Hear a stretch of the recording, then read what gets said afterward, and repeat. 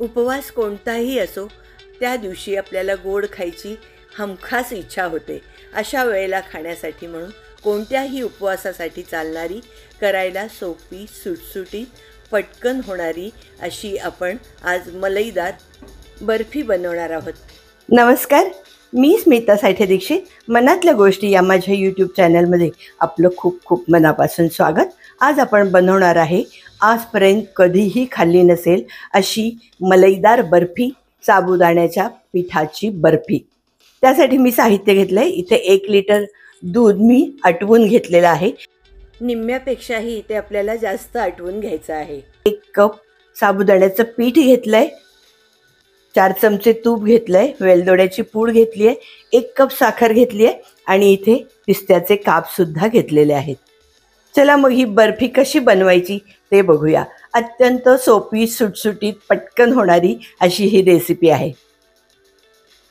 एका पॅनमध्ये आम्ही साबुदाण्याचं 1 कप पीठ घेतलेलं आहे आणि त्याच्यामध्ये 4 चमचे तूप घालून ते आपल्याला भाजून घ्यायचं आहे. खमंग असं भाजून घ्यायचं, पण त्याचा रंग बदलू द्यायचा नाही. आता हे दूध माझं इकडे झालेलं आहे. दूध निम्म्यापेक्षाही जास्त आटवून घ्यायचं. जर आपल्याकडे साबुदाण्याचं पीठ अवेलेबल नसेल तर 1 कप साबुदाणा घ्यायचा, तो 3-4 मिनटं भाजून घ्यायचा, रंग नाही बदलू द्यायचा आणि त्याच्यानंतर त्याचं आपण पीठ करून घ्यायचं आणि त्याच्यामध्ये कण राहणार नाही एवढी मात्र दक्षता घ्यायची. आता इकडे भाजतानाच मी 1 कप साखर दुधामध्ये घालून घेते. आता मी दुधामध्ये 1 कप साखर घालून घेतलेली आहे ती आणि ती त्याच्यामध्ये विरघळून द्यायची.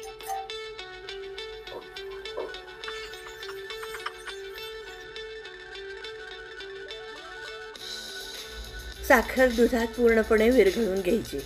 खाली गॅस चालू आहे माझा अजून, पण दूधही होत आलेलं आहे.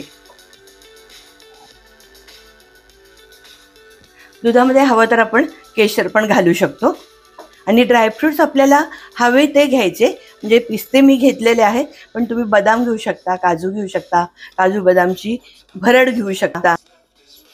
सगळ्या ड्रायफ्रूट्सची भरड घेतली तरी सुद्धा चालू शकेल.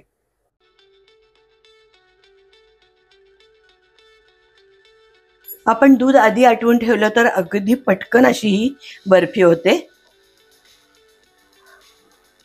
आधी दूध आटवून ठेवायचं आणि ज्या वेळेला आपण वडी करणार असू त्यावेळी परत ते उकळायचं आणि त्यावेळी त्याच्यामध्ये साखर घालायची आणि साखर आपल्याला चांगली विरघळवून घ्यायची.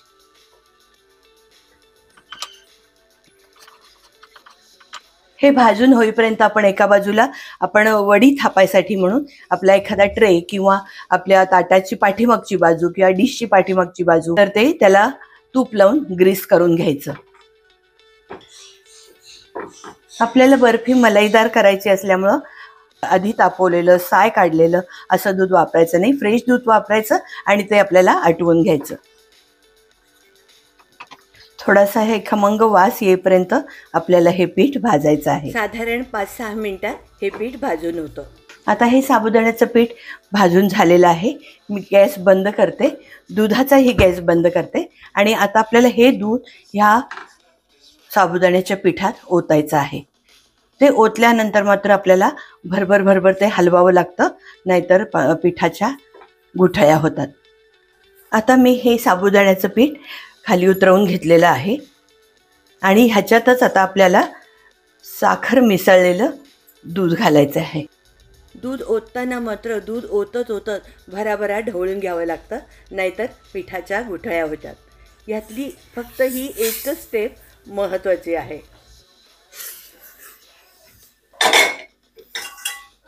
आपल्याला गुठळ्या होऊ द्यायच्या नाहीये. असं आपण हलवून घ्यायचंय. थोड्या गुठळ्या वाटल्या तर त्या थोड्याशा मोडून घ्यायच्या आपण.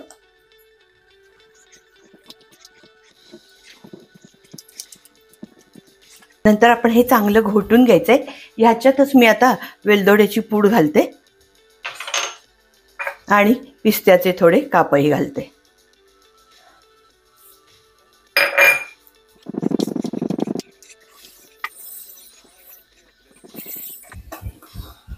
ढवळून आपण जरा थोड्याशा ज्या काही गुठळ्या असतील त्या आपण मोडून घ्यायच्या.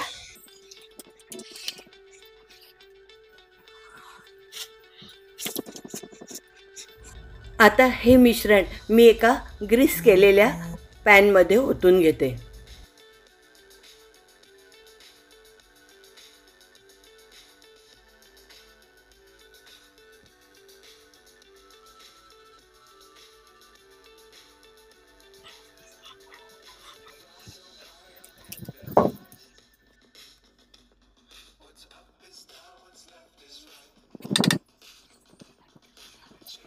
ह्याच्यावर मी आता पिस्त्याचे काप घालते.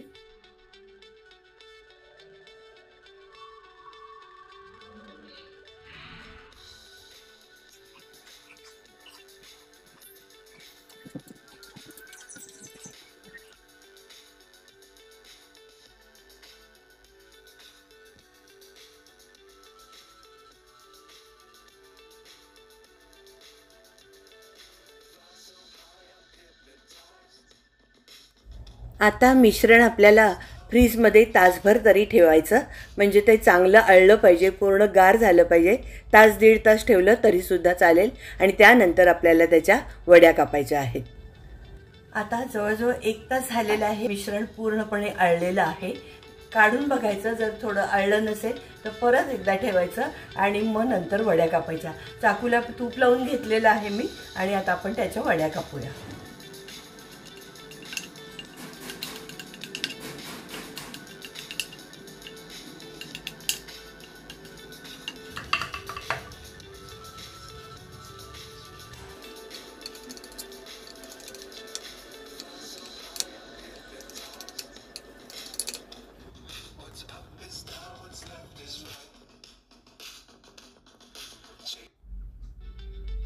आणि ही अशी मऊ लुसलुशीत मलईदार साबुदाण्याच्या पिठाची बर्फी तयार.